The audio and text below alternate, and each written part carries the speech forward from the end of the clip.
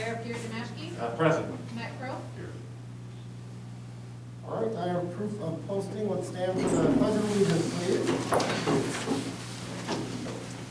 I pledge allegiance to the flag of the United States of America and to the republic for which it stands, one nation, under God, indivisible, with liberty and justice for all.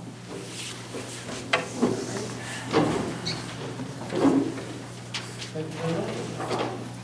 All right, we're on to 1.5, which is the approval of the agenda for tonight's meeting. I'll make that motion. Second. All right, any questions? Hearing none. We'll call vote. Cindy? Yes. Mike? Yes.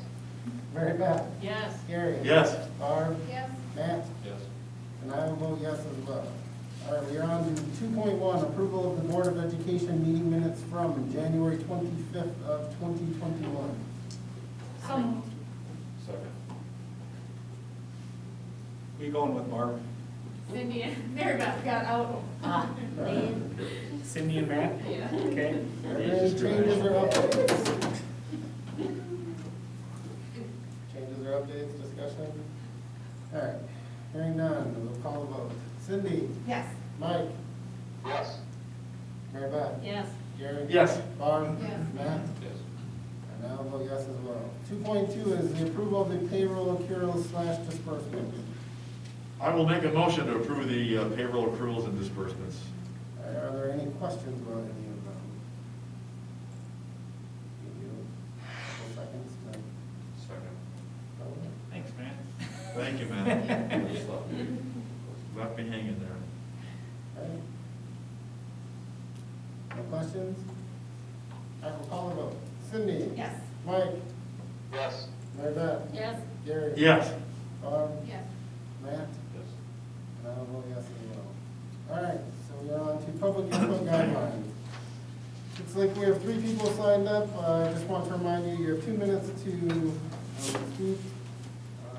Cindy will be the timekeeper, but just be respectful for the most part. All right, for the first person, we have Mr. Isaiah Crowe. Would it be prudent for us to wait until the vote, or would you like us to go now? It's up to you, either way. We- Yeah, we didn't. change- Okay, that's fine, I just wanted to know, so- just wanted to know.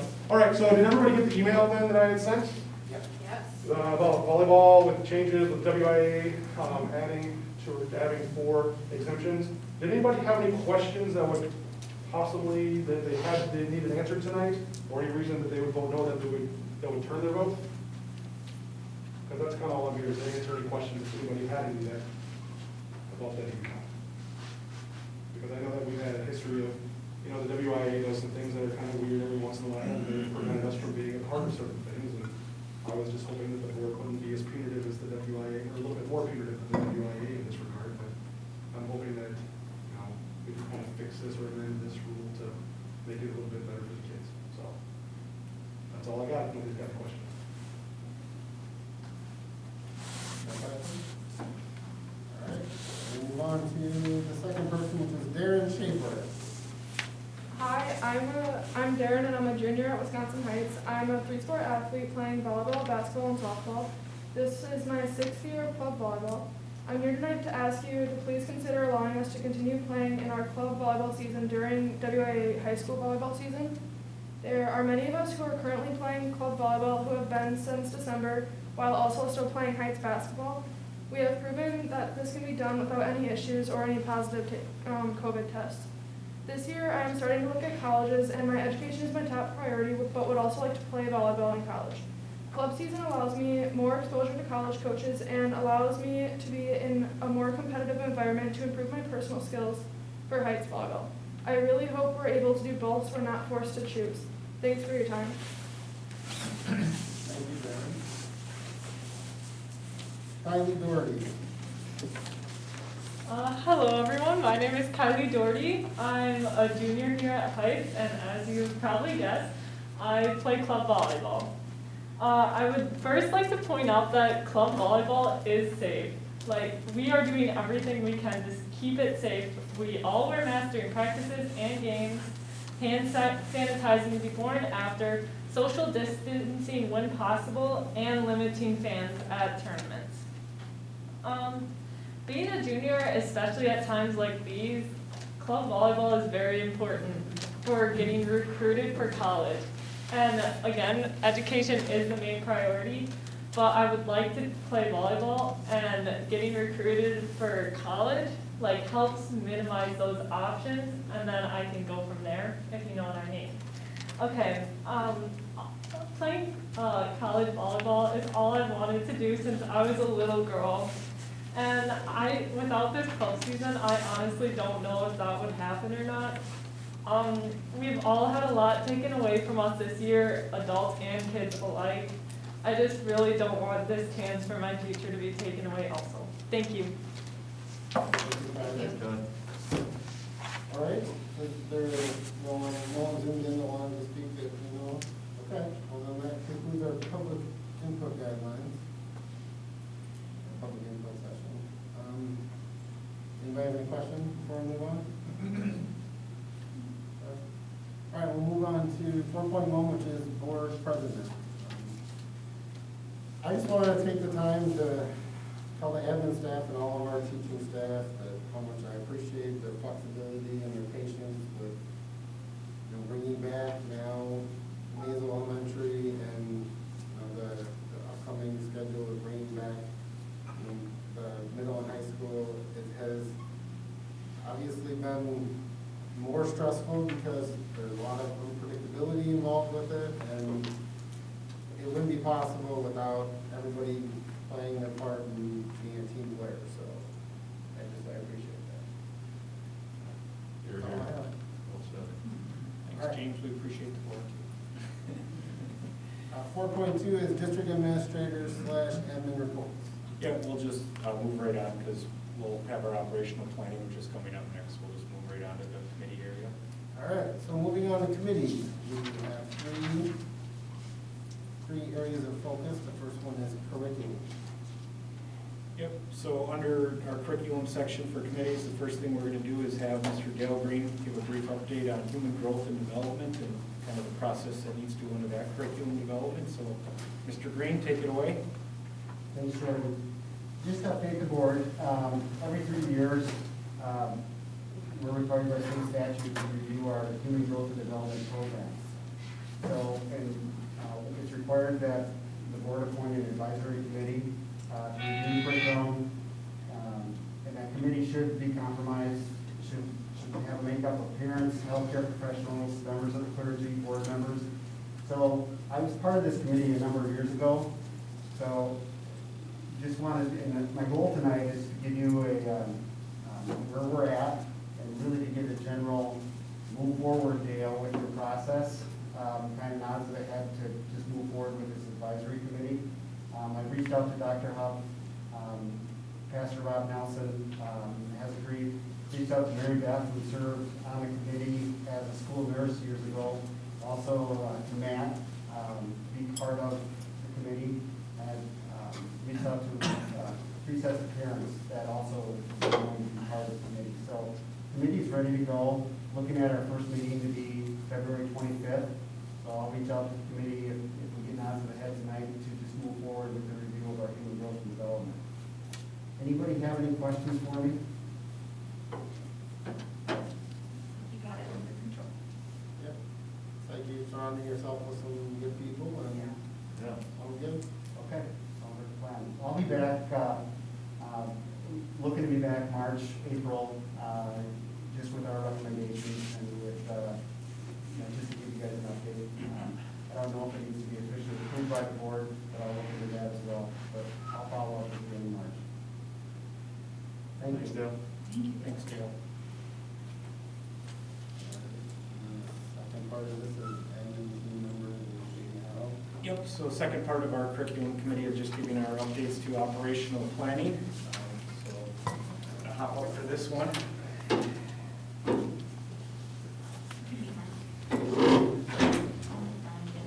I'll share. So, slide looks familiar. The change, though, is relatively significant this week. Emergency Order 13 was released this week for Public Health, Madison-Dane County. It included, unlike the last change, which was pretty much status quo, there were many changes and were included in this order. It will be linked, or it is linked in there, but rather than clicking on it and flipping through, I think, a 15-page document, I'll just give you a couple of highlights. So a gathering inside where food or drink is offered is limited to 25 individuals. A gathering inside where food or drink is not offered is limited to 50 individuals. A gathering outside where food or drink is offered is limited at 100. A gathering outside where food or drink is not offered is limited at 150.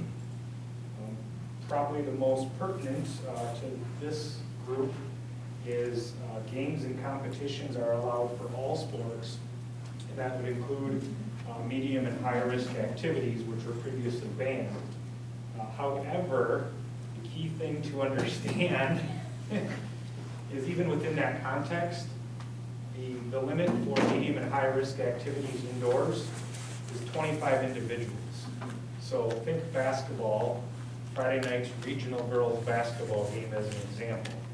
With the notion of hosting that game with a limit of 25 individuals, when you have to count players, coaches, and spectators, clearly we can't host a regional girls basketball game on Friday night with a limit of 25. Game officials in terms of referees and then game personnel in terms of like event workers don't have to count towards that 25. But even between your roster of players and coaches, you would be above 25 and you still would not be able to allow any spectators into the gym. So while it's progress, as we were sidebarring a bit before the meeting started, I gave the comment that like, have the floodgates opened? They have not.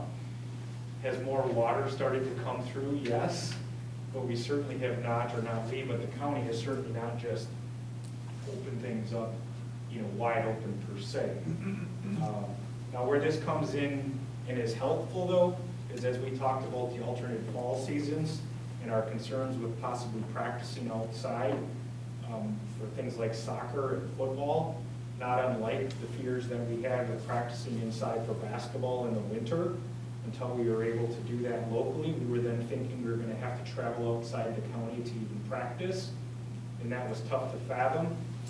This same recommendation makes the feasibility of practicing at least within our district boundaries for those alternate fall seasons more reasonable.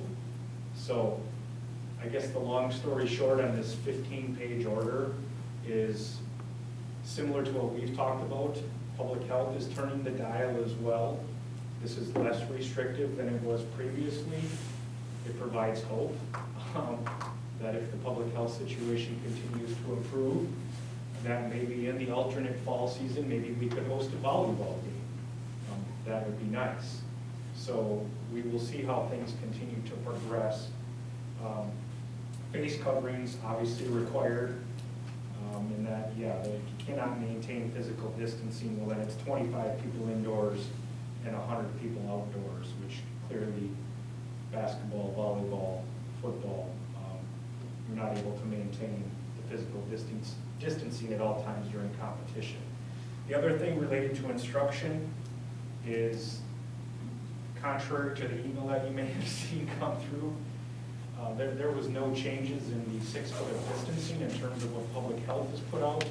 So what we've talked about in the past about with the 6 foot of distancing and the need to have a hybrid schedule, because with classroom numbers above, let's say 12 to 15, you just don't have enough square footage to maintain 6 foot of distancing. That is still in play. So once again, for us with our schedule, does this drastically change anything that we have in our instructional schedules? It does not. So before I move on, that's kind of like a fire hose. Are there any questions based on what I just shared? So the next update would be around March 10th or sometime in that? Yeah, it seems like they have really good timing. That the first Monday of the month when we have a board meeting, they update it around noon. So then we have 3 or 4 hours to quickly read the document and try to interpret what it means for the district. So I would guess probably, even though it says March 10th, they'll probably update it on March 8th because that'll be our first meeting in March. And then we'll get to do this again in March. But it is encouraging, and in that bottom point there too, the current snapshot. I mean, 14-day case average has gone down. Now, I won't steal Katie's thunder, but she does have some local data that we need to be aware of as well. But overall, things are trending in a positive direction. Decision-making framework, just move right past that. That's remained consistent. Instructional delivery, Mazel's a couple weeks in, middle school, high school getting started next week. And Mr. Moore, anything from Black Earth Elementary? Yeah, the only thing I have isn't on there, but it is on my notes on the bottom, so you can't see it. But so what ended up happening is with transportation, since we have to add a few more routes for middle high school, the only shift we had to make transportation-wise was increase the number of, well, increase an hour each day for 4K for the morning and afternoon. So currently they come in, there's a group from 8:30 to 10:30, and then another group from 12:30 to 2:30. But we're basically going to have our 4K students mimic what kindergarten, first and second has been doing the whole time, from 8 to 11, and then 12:15 to 3:15, just to help with transportation and that. So a little bit of a shift, but that will start on Tuesday of next week for our 4K friends. So there we go. Thanks, Scott. Dale? No major updates at Hazel. We have had one new student join our building. Just want to mention, had some parent emails the last week just inquiring about when their child could possibly come in person. So we're looking at the end of the month, that February 25th, 26th parent-teacher conference time, and be the end of the trimester. So looking at maybe having a bit of an open transition period at that time. So everything's going very well.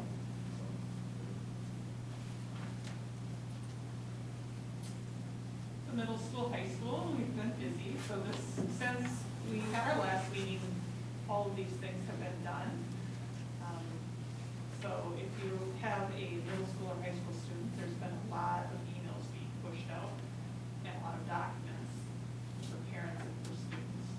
So we established student expectations for both our full-time online model and our in-person hybrid, created an instructional calendar, so hopefully we can keep everything straight. Just with a variety of weeks sometimes. We confirm middle school classes that are online only, and today we're in the process of undoing the current middle school schedule. We're unscheduling everybody and then rescheduling them into online only classes and then in-person sections. So that all took place today, and tomorrow, while students are Spire testing for middle school, we will be communicating those new schedules out to students. And then we confirmed student placements for third quarter and designed and finalized the new student support hub for hybrid learners. So this is how many students we have in the various locations. We have 85 students who are full-time online, 147 students in the AM hybrid, 126 students in the PM hybrid, and then we are transporting 70 students in the AM and 41 students in the PM. So this week, actually, number 1 is done. Bill Sullivan did a video for us on how to clean a student chair and desk. We're doing signage to help with distancing and masking this week. We're pulling out all the cafeteria tables and putting in student desks into the cafeteria area, because that's where our quiet workspace or our student support hubs are going to be located now. We have highway markings on our hallway floors. So, drive on the right-hand side of the road, walk on the right-hand side of the hallway. We are working on establishing a procedure for changing placement on fourth quarter. Debbie Schmidt is organizing tours, orientation for 6th grade students and new students to the district if they're interested on Monday. And Andy and I are helping with classroom setup and room assignments right now too. So a lot of just those last minute details being done this week. So that we can welcome students on Monday. Or Tuesday, I should say. It's all right. It's all melted together right now. Board members, any questions for Liz? I got one. Yep. So when the kids are in person and say they have to quarantine for 2 weeks, how do we transition them for those 2 weeks, I guess, or the time period that they have to quarantine? Which classes are they attending? Are they gonna be all asynchronous then, or are they gonna be, how does that work? They would be all asynchronous, and their teachers would tell them, like with high school, they will tell them what time they would either Zoom into being part of a live stream of classroom instruction.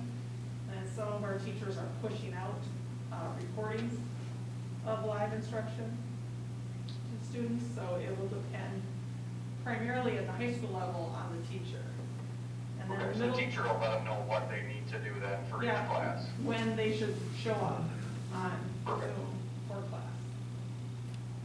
So I think the best explanation would probably be almost on a case-by-case basis, depending on schedule and courses.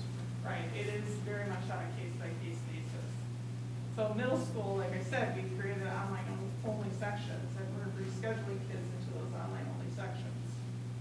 So I haven't decided if I'm just going to change their schedule if they have to quarantine and put them for 2 weeks in an online only schedule and then flip them back to the other schedule. It's kind of a nightmare, I'm just gonna tell you. Because you're just not changing their schedule in Skyward, you're also changing their schedule in Schoology. So it's two systems that are impacted, and even though they talk to each other, Skyward can't talk to Schoology. Schoology is the only one that talks to Skyward, so it's a good time. So, so it'll be case by case for middle school. Thanks, Mike. Any other questions? Katie? Hello. So I'll give you my usual data update. We are currently 37th in the U.S. We're on the Harvard Global Health Institute's dashboard. We actually just fell out of the red and into the orange, which is good. Our numbers in Wisconsin overall are continuing to go down. We've seen some pretty good trends. We are down to just over 1,000 cases every day. Kind of varies, but the average is just over 1,000.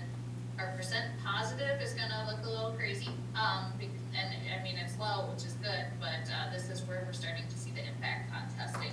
All the testing that they're doing at UW, the same is true at Dane County. All those tests are lowering that percent positive. And for some reason, the state took it off their website where they were kind of taking out people that were having frequent testing. So I don't know if it just got to be too much with the UW doing that now, or what, but I don't see that on their website anymore. So our percent positive number is low, but it might be a little false low because of all of the testing that's happening at UW. You know, the next one. So looking at the state, more of the counties are getting to be a lighter blue. That's what we want to see. Cases are going down. We don't have anybody, it doesn't look like that's critically high anymore, which is really great. At one point, almost everybody was. So just seeing that continued trend downward in Wisconsin, and kind of the same with hospitalizations and the hospital capacities, ICU beds, and all of that. It's been in the 80% range pretty much this entire time. It's just been high or low 80s, but you're still seeing a pretty good trend downward, which is great to see. So in Dane County, we are having a little over 100 cases a day, which has gone down quite a lot when you look back at November when we were really peaking. That's a pretty significant difference there. Our percent positivity is also low. Here it's 2.1 right now, but again, that is largely in part to all of the testing that's happening at UW. They are contacting people faster. It's still not where they want it to be. That's that 60% that's red. On the left there, but that they obviously want that to be higher, but that's gone up from, it was in the 20s at one point. The one thing that I noticed that's getting a little bit worse is the number of people that don't know where their is at 34%, which it was in the upper 20s last time we looked at this. So that one went up a little bit this time. So more people are not knowing where they're getting it from right now. Go to the next one. So looking at our area, we've seen downward trends in the state, we've seen downward trends in Dane County. Unfortunately, we're seeing a little bit of an increase in our area right now. When you look at the census tract data, we've gone up 37 cases in the last couple weeks, which that's more than what we were having before, and our percent positive rate is 29.2, which is one of our highest since November. It's not a crazy increase, but it's still something to monitor and watch. We are seeing larger amounts of cases in our area right now. So looking at the state's Wisconsin Heights School District, this is all people, all ages that live in Wisconsin Heights School District. You can see that increase a little bit more again. We've had 14 new cases in the past 7 days. That's just more than we've had since this part of the website went live back in December. So it's one of the highest numbers we've seen over that time frame. And then what does that look like as 7-day averages per 100,000 people? In Wisconsin, we're down to 24.3. And when you look at these in particular compared to November, these numbers are great. They're still high, but they're much better than what they were. We're not in those critical high levels anymore. Dane County is down to 21.5. Our Black Earth Mesoamerican area has gone up into the 30s. That Wisconsin Heights School District is up to 31.8. That's just, again, seeing that little bit of an increase in our area. We haven't seen it this level since around December, it looks like. So we are going up a little bit in our area right now. I added a new one for you guys. Looking at vaccinations in the state, the county, and then in our district. There's quite a few vaccines that have been given. Over 700,000 have been given in Wisconsin, and 165,000 people have completed the 2-dose series. The number is that over 700,000 is total vaccines given, so it would be a first and second dose counted. So that's just the amount they've given total. Same for Dane County, there's been over 62,000 vaccines given. That could be a first or a second dose, but just over 21,000 have completed the series. And then looking at our staff, we have had 42 people, this is not first or second doses, this is 42 people that have gotten started the vaccine series at least, and we've had 6 people that have completed it. So, and we have quite a few that will go in this week to get their second doses. So we'll get quite a few more people this week that will have their second doses completed. All of those 42 people fell under some sort of healthcare personnel or special education staff. The rest of our staff will get to go in. March 1st is the time frame as of right now, unless we start getting more vaccine, it could be earlier. Educators are the next group after the 65 plus. That's what I got. Thanks, Katie. Any questions for Katie? I have a question, Katie. So I know they were trying to get everybody getting their first doses. Are the 42 people that have already had their first one, I may have missed this, are they scheduled for their second one? Yep. If they haven't been, so how it's been kind of working depending on who they are going through. We've been working with Dane County Health Department and also Stock Prairie Hospital. Depends, each system's kind of doing a little bit different. Some of them scheduled it right away. Some of them, when it gets to be your 3 or 4 weeks, depending on which vaccine you get, they send you an email the week of, or give you a phone call the week of and schedule it for that week. So they are either scheduled currently or they will be the week that their second dose is due. Okay, thanks. Barb, do you have a question? No, I was pointing at your belt. Oh, okay. Thanks, Katie. Yep.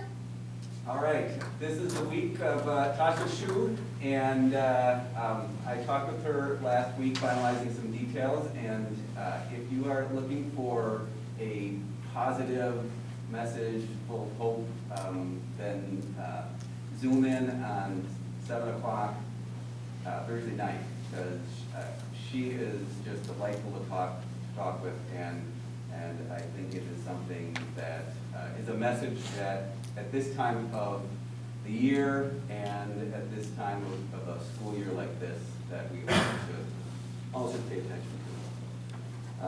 The link is on the district website, under Building Resilience for Mental Health.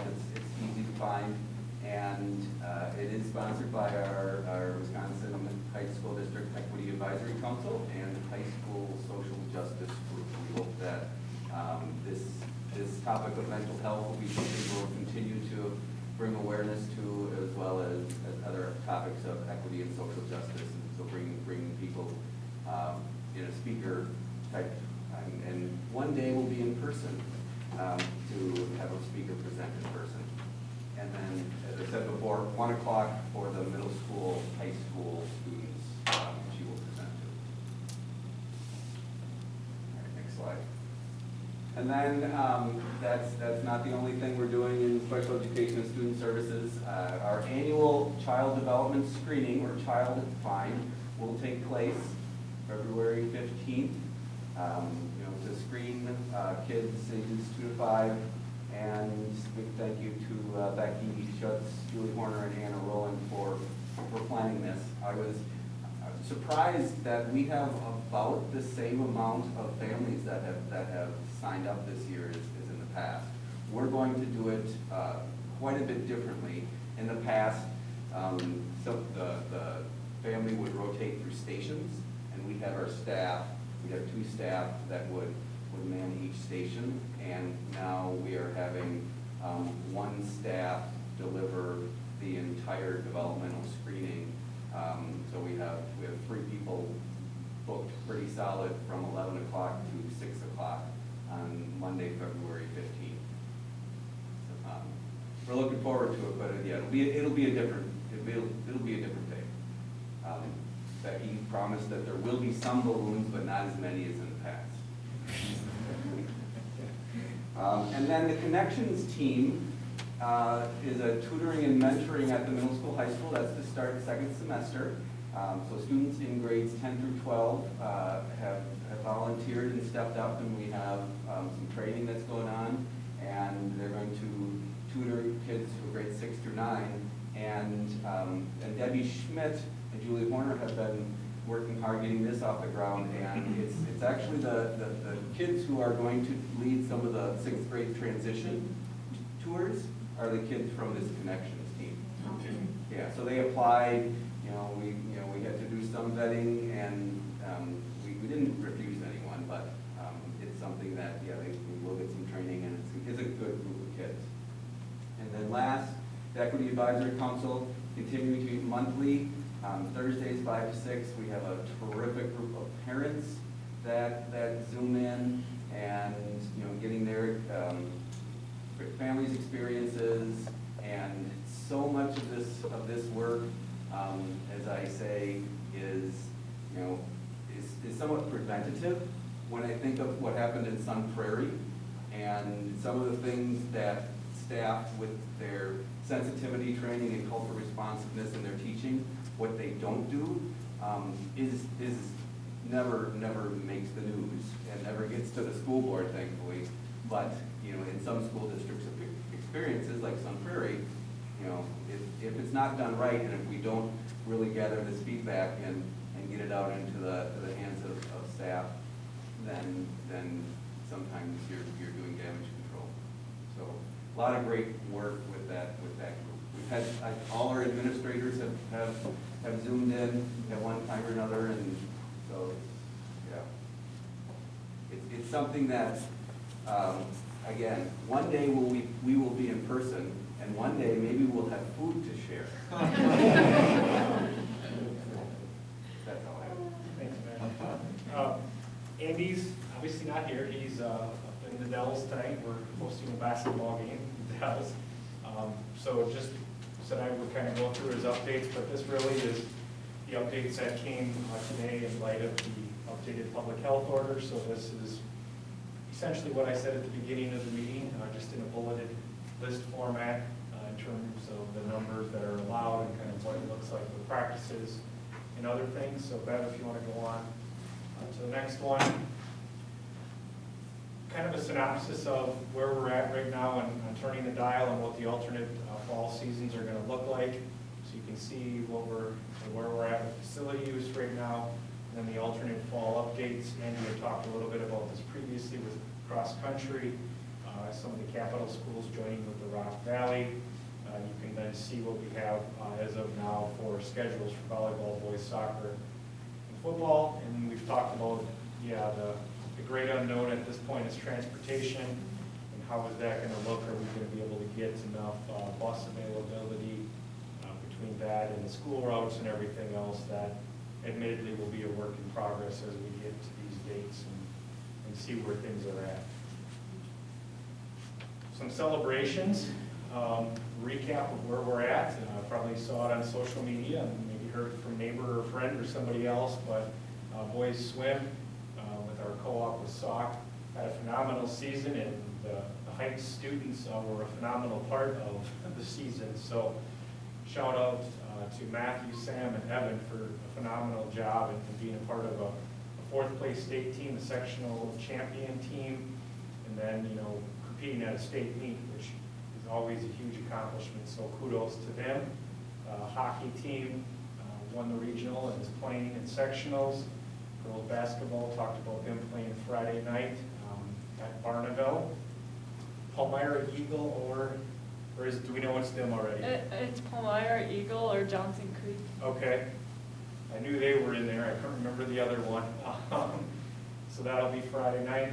And then boys basketball, their tournament will start the following week, and they're traveling to Fenimore. So it was a pretty condensed season, but when you think back to 2 months ago and where we were at with the county and the health order and not even thinking that we were going to be able to do anything, there is a sense of happiness and joy. The fact that we were able to do something and that kids got games in and have had an experience and have been able to get back physically active in doing these things. So while it may not have been exactly the way we all thought it would be a year ago, when you consider where we were at 2 months ago, I still am very happy with where we are today. Non-school competition, this speaks a bit to what a few of our visitors talked about tonight, obviously related to the email. So Andy's information here is just kind of, the notion of club volleyball playing during the school volleyball season. Obviously this really became an issue with where we were at with public health in the fall and not being able to have that season when we typically would. It then pushed the alternate season into some overlap with the club season.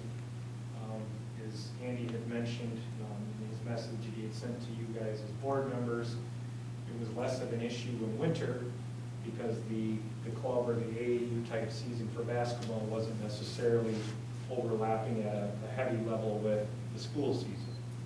So while there are some parallels, there are certainly some notable differences as well.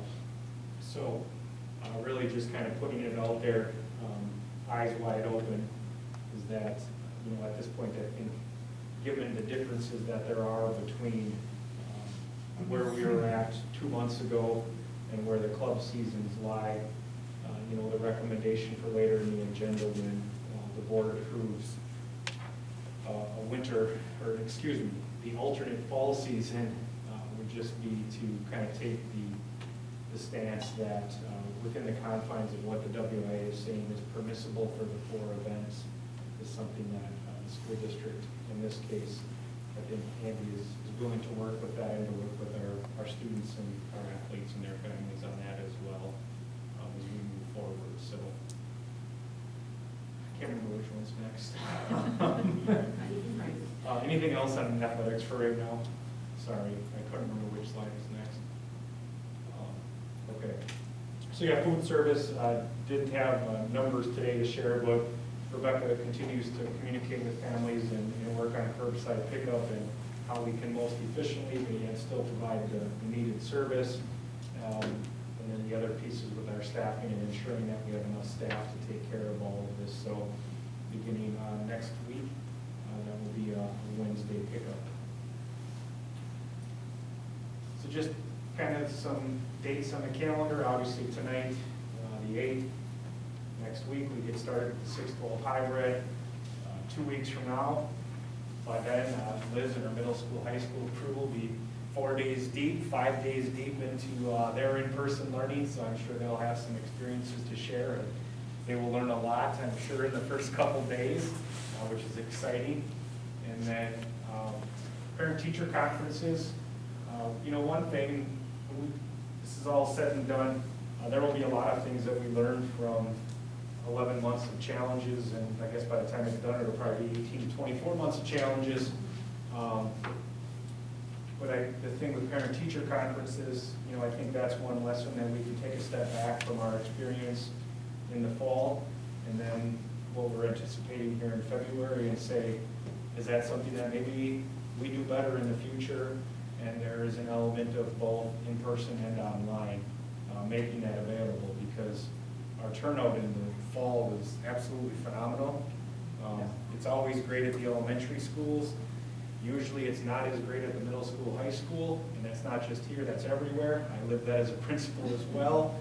But ours was actually, I think, very good this fall as well at the middle school, high school. So that leads me to believe that for some parents, they are interested, but perhaps not interested enough that they want to come sit in the building for an hour. But if you give them an option to do it from their home, they'll jump on and they'll do that. So I'll just throw this out there, that this is one of those things that I think we as a school district, and probably many of our colleagues as well, when this is all said and done, we'll take a step back and say, okay, we learned some lessons here, maybe we can do that better, even when things are normal again. So that's a good thing, and one positive that we'll take away from this. I talked about last time, just kind of moving forward, some key things to think about. Those really haven't changed. The 6 foot of distancing piece, I know there's some that would like to confuse that issue. As far as I know, that's still a pretty clear-cut issue in the eyes of public health. The vaccination, the availability, that's the hang-up right now, is the availability needs to ramp up before the public health is going to open that up to 1B, which, as Katie said, educators are first in line, if you will, once we get to 1B. They say March 1st. Hopefully that's at the latest, not at the earliest, but I guess I just go back to control what we can and communicate and be ready to handle it. So does anyone have any questions on any of the updates? All right, thank you.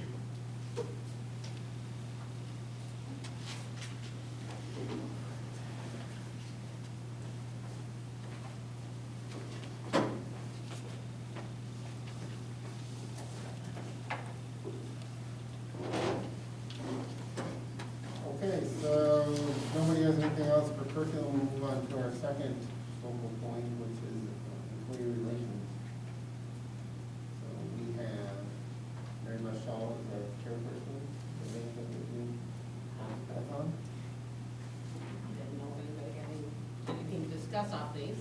Okay, well then we'll move on to. I do have one point to bring up. I Okay. actually read these. Yay. Thank you. Yes, you're welcome. So, but the one I didn't copy, and probably, it may say the same thing, for the secondary school principal job description, so I don't know, again, if it says this for the elementary, under qualifications number 2, it says demonstrate strong interpersonal relationship skills as well as above average skills in oral or written communication. Now, I happen to know that our administrative staff has well above average, and I'm wondering if we maybe need a different word, like exceptional or something. We have that. Above average just sounds like a C+ or something. We don't know if you're always going to get a staff like this, so Mary Beth, so. I've seen so much better here than above average. That'll be a part of the screening process, in cover letters and other written documentation. It just doesn't sound strong.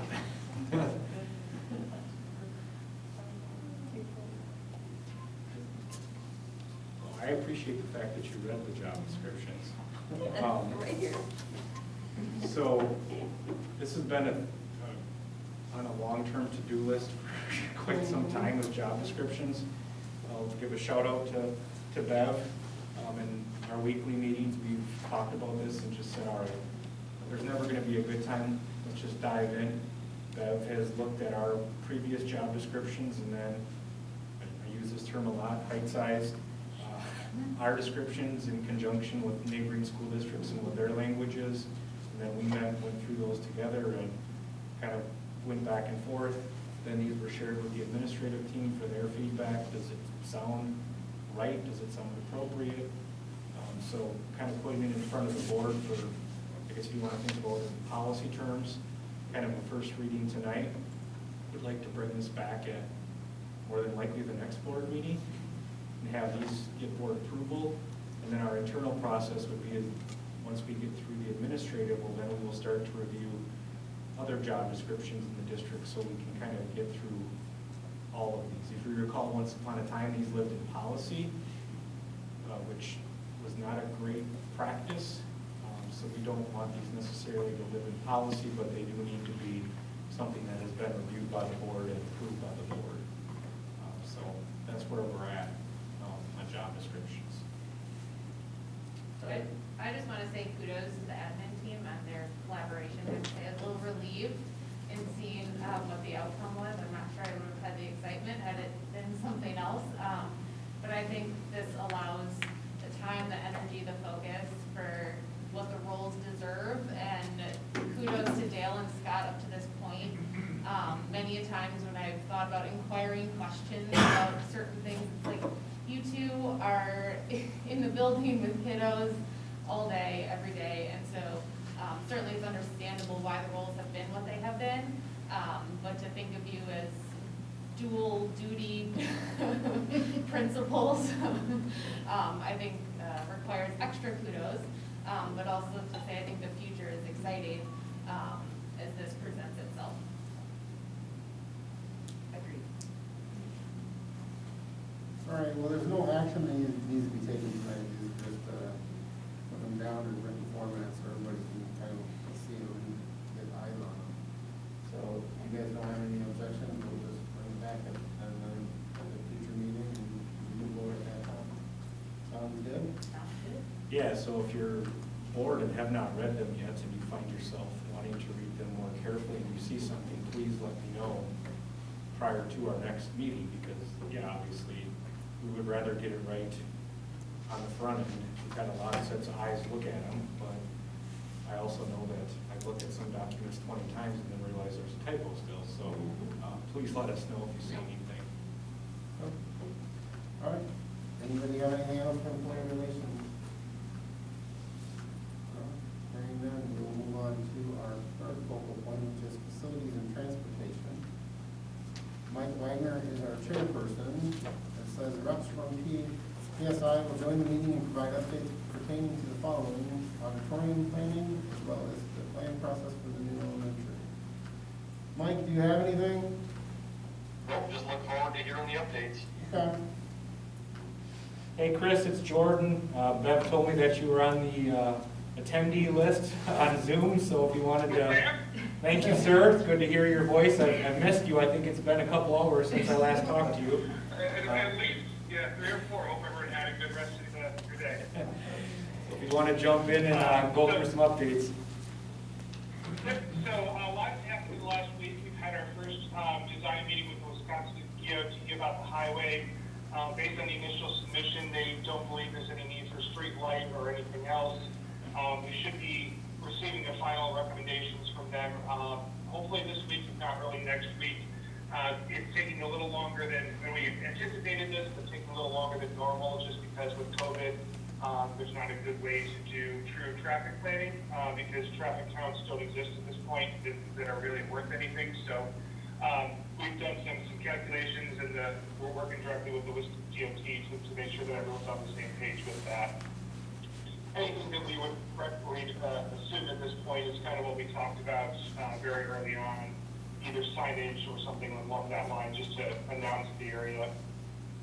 We had some really good meetings with the special education team, some key takeaways. We right-sized the cool down rooms and the special ed rooms, and added some changing areas to make sure that everyone has what they need. So we had some really good conversations with that. We are in process of developing interior renderings and exterior renderings. So we shared a couple of samples of those. Once we kind of get those locked in a little bit more, obviously we'd like to share it to the rest of the community and the board. but we're working through some of those. We are completed page turns, so we went through all of the scope of work for the middle school, high school, to make sure that everyone's on the same page. We'll circle back on some of the questions and comments on that to make sure that everything gets incorporated. We are starting some of the pricing for that as well, so we'll have some contractors getting some initial pricing. This summer 21-21 work includes classroom unit ventilators for the high school, the restroom reconfiguration and renovation. So the large restroom in the high school is going to get a facelift, and the dungeon is going to get probably completely redone. Replacements above the kitchen, which is the worst on your building. And then some air handling unit, either refurbishment or replacement, depending on the unit. Some get replaced, some just refurbished. Really just based on the age and condition of the unit, just trying to make sure we're being good stewards of dollars. And then HVAC controls. Also working through some playgrounds.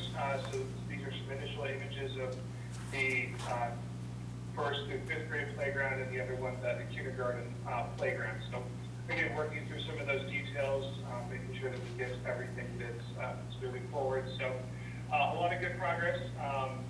The next page has the updated for the image of the theater. We are working through a 3D rendering that we should get a sample of to share with this week, with final rendering probably next week. So I guess that's the big update from the work that's been done. I do know some of you may have heard some concern with the running trail behind the building. We reached out, we had the building was close to the edge of it and sitting slightly over the easements. We reached out to them to see if that was something that they would be amicable to at least starting that conversation. Obviously didn't want to make any movement on it without everyone's approval, but wanted to at least find the right people to start that conversation. From what we hear, that is a concern and not something that they're interested in. So we're going to make sure we move everything and keep everything clear of that trail. At this point, there's no plan to shut down the trail during construction, and we are going to be completely on the school side of the easement and not sitting at all into the easement. So again, we're attempting just to reach out to them to start that conversation, and it sounds like any of those changes were not going to be something that they would be interested in. So we're moving away from that. Appreciate that, Chris. Are there any other questions or comments from board members to Chris?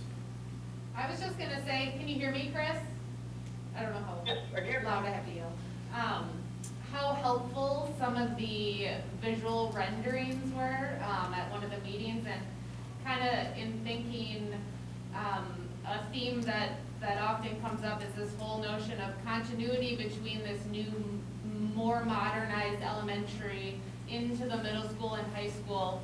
And I know that there was some talk about possibly some of the work having the possibility of savings, or if we find ourselves being able to allocate funds either from Fund 46 in the future, or just how that all works, that really having some renderings of different design possibilities in the middle school and high school, as far as possibilities. I know sometimes how far paint and different materials can go and just enhancing the aesthetic. So I maybe am being too proactive in this, but I think if we find ourselves in a position in the future having some extra dollars, it certainly would be helpful to have those possibilities somehow visualized conceptually in our minds, so when the time comes it can say yes, no. So I just was going to put that out there. Okay. Yeah, definitely. Gotcha. That's obviously our big push for this summer is to get some of the mechanical equipment ordered and lock in some of those pricing. Once we kind of get that and understand where the dollars are, obviously there's a whole lot of other things that everyone would like to do with that. So lock in what we can do now. We'll be here for next summer as well, so that would be an opportunity to start touching some of those other spaces as well. Any other questions? Thank you, Chris. All right, thanks everyone. Hey, Chris, while you're on, just real quick, I just want to throw this out there to the board, and I don't claim to know exactly, but involved enough in this that I know this is like anything else, everything's connected. So we've dabbled in ideas of solar. And so dabbling is one thing, saying we're very serious is, it's like, we went from one date to like saying we're boyfriend and girlfriend here, so are we to that point where we're like that serious about this, where, I mean, because if we are, then I think in terms of their planning, with the design, obviously, because of the impact on electrical, and then the placement of solar panels, in terms of where would they go, because there are options for ground mount, there's options for roof mount. Barb mentioned Fund 46. That would be another source of dollars to pay for something like this. Obviously for us as a district, whereas most things we do, it's kind of like the difference between buying a car and buying a house. This is like a house, it's an investment, because it's going to pay back every year. So I just want to put that out there to the board, and I'm not like saying we need to vote, but how serious are we about this solar thing? Because if we're serious, PSI has started some research.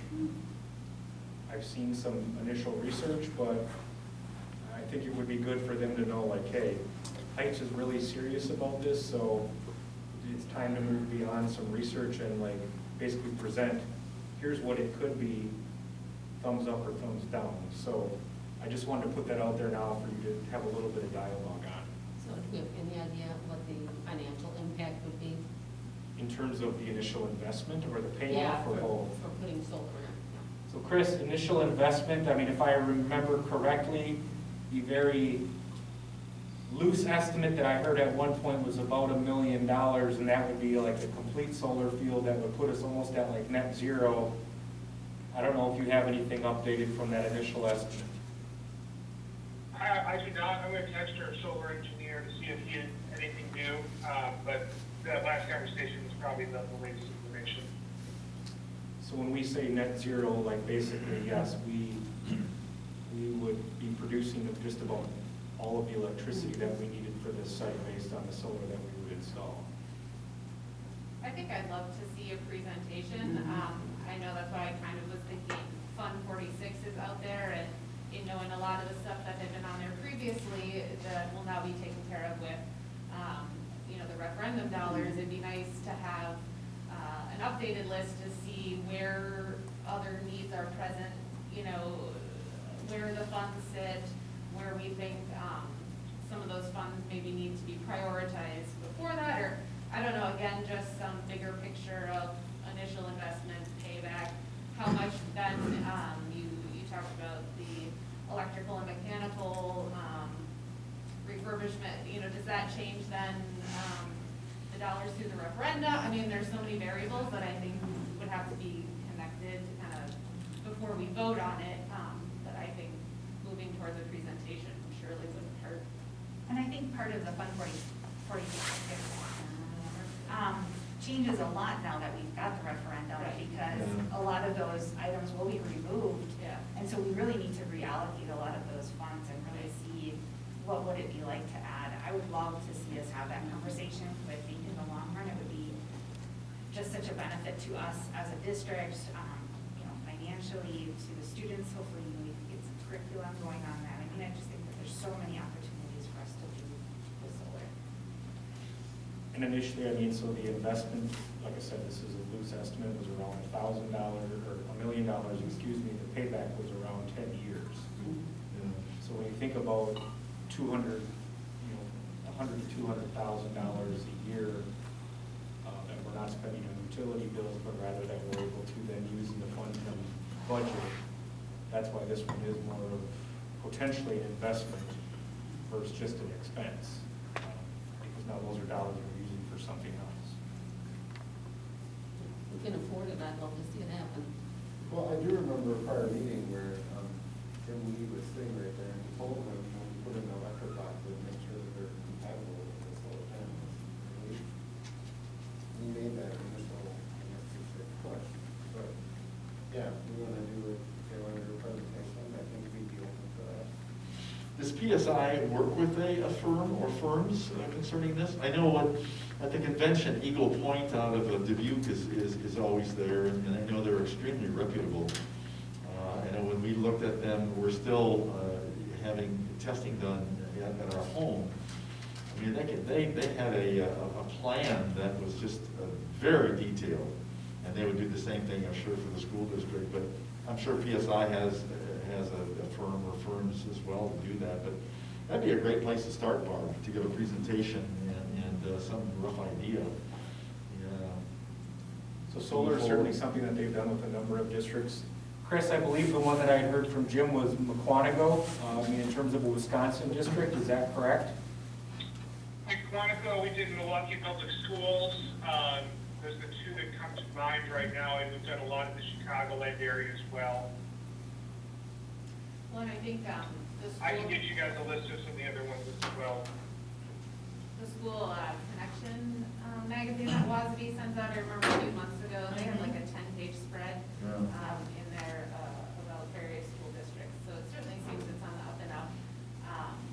But again, to get all the variables and numbers and what it all means for us personally is a good start. Yeah, and what Cardinal Glassfield help with that. Yeah, maybe.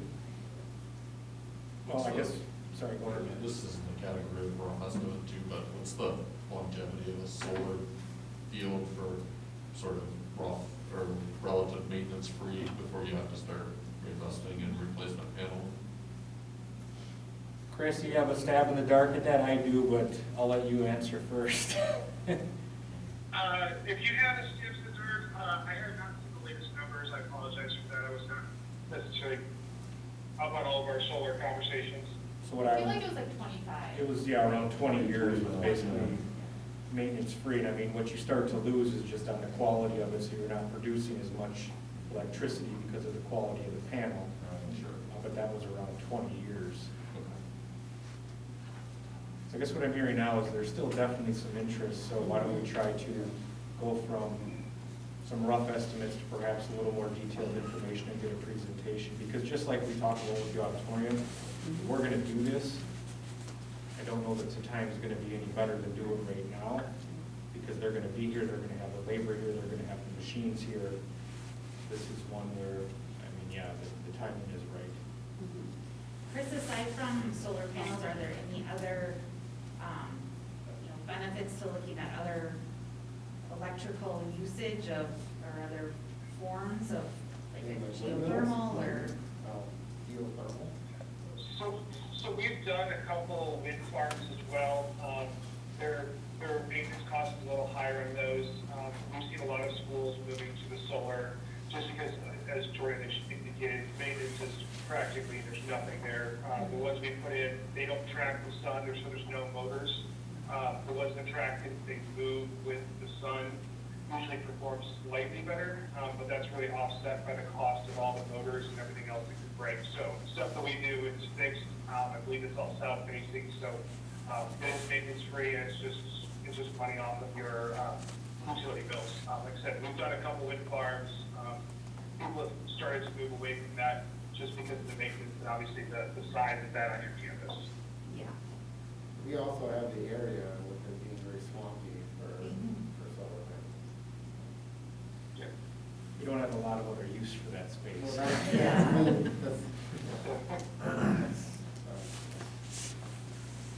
all right, any other questions? Well, I can work with our solar engineer. They're much more up to date on, the payback and, the maintenance and how long the panels last and all that. We're up to speed on the current stuff, so we can get something scheduled to give you a little bit more information. I apologize, that's just not I don't have the current, most latest information, so I don't want to give you something that's incorrect. No, appreciate that, and I didn't mean to put you on the spot like that, Chris. Jim and I have certainly, we've had some conversations on it, so I think it was just a matter of, I wanted to make sure that I wasn't asking for you guys to conduct further research and information if it was something that the board was no longer interested in. Thanks, Chris. Thanks, guys. I was going to ask you about it, but I wasn't sure if we wanted to keep it or not, but that was on my agenda when you bring this up. All right, Barb, I just wanted to say thank you for attending the PSI meetings. They're not someone I can typically go to, so I appreciate the fact that you're always so willing to attend them as a board representative. So Everybody's doing great work. Great. Just one other thing, Jordan, you'll continue to send those links out too, and schedule dates and that kind of Yep, stuff? so just, I would just ask that you perhaps intermittently look at it, because in the midst of everything else, every time a meeting gets scheduled, I'll add it to the list, but then trying to remember that I need to send a reminder to everyone saying, Right. there's been another meeting scheduled, I'll try to remember. Right. But yes, I actually just updated, we scheduled the meeting, it was scheduled over the weekend for today relative to IT, and just like where are we gonna have network ports, how many are we gonna have? So that meeting happened just this afternoon, I put it on the list. And then there's another one scheduled, I believe it's the 17th of February, for kind of the next step of the middle school, high school page turn. But that's on the list as well, and that's actually in person, that's not a Zoom meeting. So it'll be in the same Google Docs? It's on the same doc, so Okay. yes, I guess Okay. just, if you could, just intermittently glance Gotcha. at that doc, and Yep. when I have the time to remember, I will definitely say, hey, by the way, we scheduled another meeting. Cool. I'm not gonna promise I'm gonna remember to do that every time we schedule it. Yeah. Jordan, you just made me think of another question from a while ago. So with, and maybe Liz has the answer, so with all the middle school, high school students bringing their laptops, do we have the bandwidth to cover all of these students now that will have Yep. the Wi-Fi? We do, so we focused our efforts on basically ramping up our Wi-Fi capabilities. We started those efforts at the middle school, high school, knowing that the device needs would be more significant here. So yes, we basically have a wireless access point in every classroom.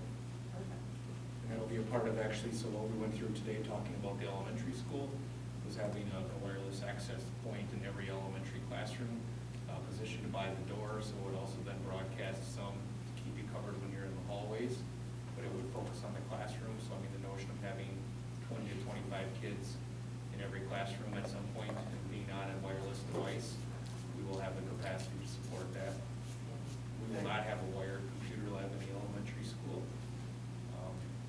That seems so weird. None of the elementary schools that we've toured have wired computer labs anymore. It's just classroom sets of Chromebooks or iPads or something like that, so. Did you want to talk about your tour under the facility and transportation? I guess just, I don't have a lot to say. I don't want to go beleaguer the point a whole lot. I shared that folder with pictures and some of the notes that Scott Moore and Matt Green took. We took a lot of pictures. We were in Poinet for an hour and a half, something like that.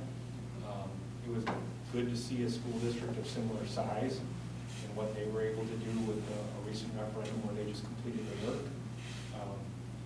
Jim Weedy and I spoke last Friday, and he said, let's try to get something scheduled in the next week or two where he can then talk to the three of us and like hear the narrated version of the tour along with the pictures, so he can better understand what it is we saw and what we think is applicable. But no, it was phenomenal.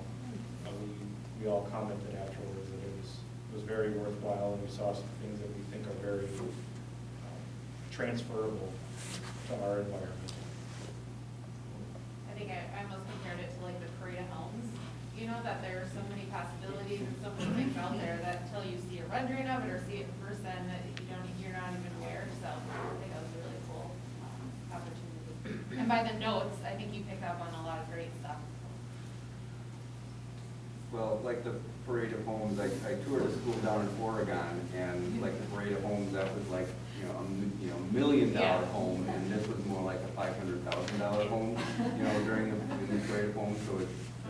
One you thought you could buy, maybe. Yeah. Yeah, we had a WASB meeting at the new Sunbury School, and they were talking about their like elk fur carpet inside the door because it picks the fires up, Not our place. It was crazy. All right, anything else with facilities and transportation? No. All right, hearing nothing, we'll move on to district business alternate football Policy policy. 5.6. Oh, sorry. That's yours, man. There's no attachment, so that's why I didn't miss it. All right. So, for policy, we're bringing back the discussion on the superintendent evaluation and the tool from WASB to consider for purchase. We talked about this a little bit. But it's one of those things that we said, are we willing to basically pay for it and have them come in and give us our training and do a presentation? Is there any updated information from the last time we left it? Did anybody get contact? Gary, did you talk to anyone? No, I just attended Yeah. the kind of, convention hour breakout. So it's nothing new I learned. Yeah, frankly, I mean, I got excited about it, and I still kind of am, because it does have some portions to it, I think, that would help us. I was more excited about the in-service, or the training. I was less excited about, and I'll be very honest, about who was doing the training. I mean, I think if he were to get past that, I don't know if Dan Neerad would be any better or not, I don't know. But I just, go back to the fact that, over my career, I've done hundreds and hundreds of evaluations, and some of you in your capacities may have done. But it's very rare to have, I was sharing with Cindy, 5 or 7 or 9 members do a composite evaluation, which presents just a whole set of different circumstances. And from my perspective, the more we're all on the same page going forward, the better off we are. And that's what brought my excitement about this tool. But again, I will reiterate, I think there's a lot to offer, but I'm not real keen on.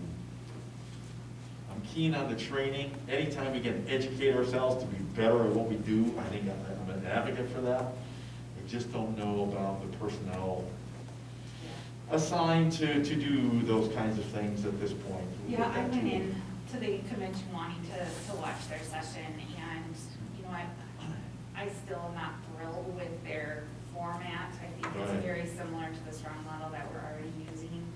I do feel that the training that we could potentially get, maybe from someone else. Someone else? Yeah.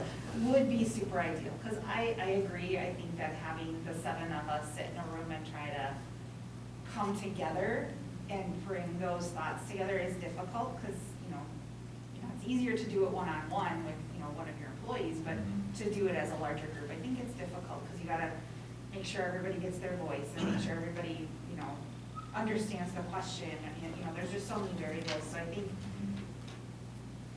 if we could find some other training, not through the current group. I feel like we're in a position to almost go the route of like a consultant or like / workshop, where I think we have the tools to know what we want, and even with Jordan's help to arrive at a better place where it's mutually beneficial, but also having somebody of experience that as a consultant that kind of walks us through, you like this, you don't like this, pros and cons, and kind of adopting a model that works for us.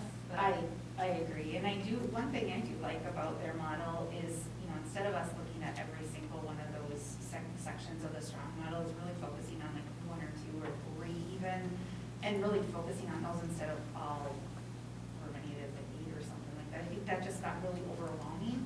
So I think if we could then sit down and make it more meaningful in those small sections that we're focusing on, I think that would be a huge improvement. Yeah, I think if we could systemize it that way, looking at all aspects of it, I think it'd be a lot better.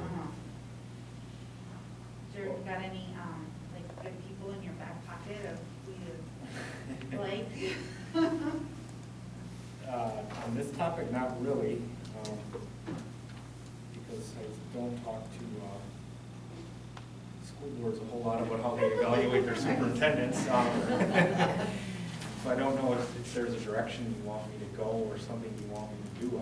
I'm always willing to do it. I mean, I'm not afraid to call someone at either WASDA or WASB. That's what I was gonna say. I wonder if I call John Bales and just, I can do that to take that off your plate. Well, and I would Just to almost pick say, his brain. if you have people you prefer over others, just to say that. Oh, yeah. Say, we're Yeah. looking for somebody like this. Yeah, To help with exactly. this, and Exactly. So are you guys saying that you're interested in purchasing it? not this, Okay. but perhaps a one-time consulting fee for an hour for somebody to come and walk us through. And then we just kind of kind of consider that like more development type of Yeah, training? Yeah. Okay, so the majority of what I'm hearing here is that you do not want purchase. Correct. Okay. Yeah, and again, I can call John Bales if that's okay, and then tell him what we do use and pick his brain to see if he's got some ideas. Well, I think with your experience, I think that would be Sure. beneficial. Okay. All right, we'll do that, see if I can. Let me know. Purchase it, James? What's that? Do you want to purchase it? No, I was just, the only thing that I was gonna say is, we tried to do board development no matter what, and this isn't so expensive that it would cost significantly more than board training we would hire them to give us anyway. So for me, it's just, do we wanna consider this our board training, and whether or not we like the presenter or don't like the presenter, we're still getting some board development? Or do we say, no, we don't want, to be part of this, we want to just do a little? Well, I think the problem with the way they have it set up is essentially it's an instructor coming in telling you how to fill out their form. And so to me, it's more about collaboration and again, arriving at a mutually beneficial place where an evaluation is beneficial. I think that's what we've all kind of discussed before, but. We'll continue to pursue. Sounds okay. All right. Well, then that's all that's on here, we just wanted to discuss it, and we're gonna purchase it, we wanted to get on board with doing that, so we'll go a different route. All right, anybody have anything else to add to this? And then we'll move on to agenda item number 6, district business alternate fall sports. 6.1 is action to approve district participation in alternate fall athletic season. I'll make a motion to approve the action. I'll second. Okay? All right. Is there any discussion? And what we've kind of already heard? I just want to make a comment. I think that what situation we're in now versus what situation we were with the basketball decision is very different in terms of where COVID is, we're getting all those vaccines. I feel like we're in such a different position now, especially now even the order that came coming out today just kind of solidified it, I think, a little bit too, just knowing that we are turning that dial in the correct direction. I think that's such a big difference. Well, I also think, we're building up a level of trust, and Darren and Kylie are here, and they're talking about, so far, knock on wood, we've been doing things, pretty well, and Andy's not here tonight, but the coaches, they must, we have to trust that they're doing a good job, and so far, so good, so that gives us some hope to move forward.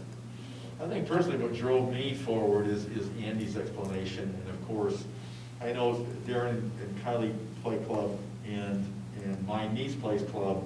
I've been to a number of tournaments virtually, because frankly, the tournaments she's attended, you can have one parent come in, and that's it. I don't know about your cases, but, masked, social distancing when possible, as you mentioned. A lot of good things going on in those club tourneys. So, and that, that's kind of changed my mind as well about the whole thing. So they're very strict, and I think that's really good. And I'll just say to this matter, And I trust our kids, by the way, too. I agree with the notion of this situation because it is different for a variety of reasons. The other thing that I will say, just we've lived through enough of this. It incumbent on all of us being smart about our decisions moving forward, because just like any situation where there's risk reward, it just takes one bad situation, and then suddenly as we talk about bringing more kids in for instruction, and Liz and the hundreds of hours that they've collectively put in on middle school, high school, and what that monster looks like, it just takes the snowball to start rolling down the hill, and now suddenly 2 kids out here, 4 kids out here, 5 teachers out here. So I feel good about where we are at as well, but I just want to urge people, please keep being responsible, because it's such a tenuous situation that we find ourselves in as we continue to deal with this, that it only takes one slip up. Now we have a super spreader event and we don't have school for 2 weeks. And I don't want that, because that just isn't good for anyone. So while I'm encouraged, I'm also taking this opportunity to plead with people to please continue to be smart, because we don't want to step backwards. So. That's it. Any other discussion?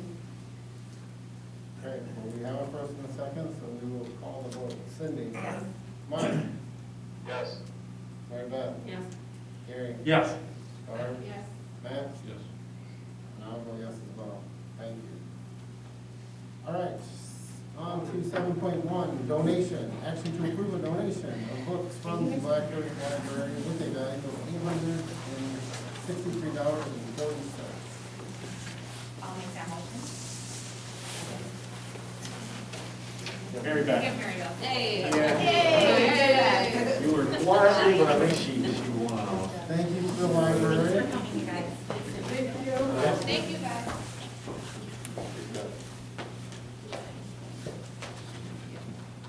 Yeah, so we'll just want to make sure that we thank the library for their donations. Yeah, Appreciate thank it. Awesome. We have a first and a second, so we'll move on to vote. Cindy? Yes. Mike? Yes. Mary Beth? Yes. Gary? Yes. Barb? Yes. Matt? Yes. And I'll vote yes as well. Okay, we are on to 8.1, action on open enrollment of an in student for the 2020-2021 school year. The recommendation is for approval. I'll make that motion. I'll second.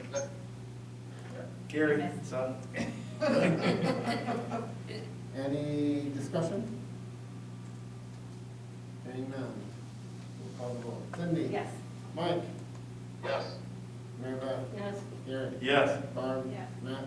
Yes. And I'll vote yes as well. All right, 9.1 is action to approve the policy updates. So this is going back for our second reading of these two policies. I'll make that motion to approve the policies that we've reviewed. All right. Discussion? Second. You're too delayed, Mike. Sorry, Mike, Matt was really quiet on that one, but he did, Not your bad. yeah. He's so meek. All right, any discussion, questions? The second reading, so, Yep. okay. Thanks for the Call- updates. Call the vote. Cindy? Yes. Mike? Yes. Mary Beth? Yes. Gary? Yes. Barb? Yes. Matt? Yes. I'll vote yes as well. Okay, 10.1 is future meetings. Does anybody have any questions about any of those?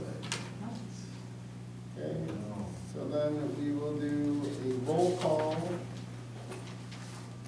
to adjournment to executive session pursuant to Wisconsin statutes 118.125 to review student records.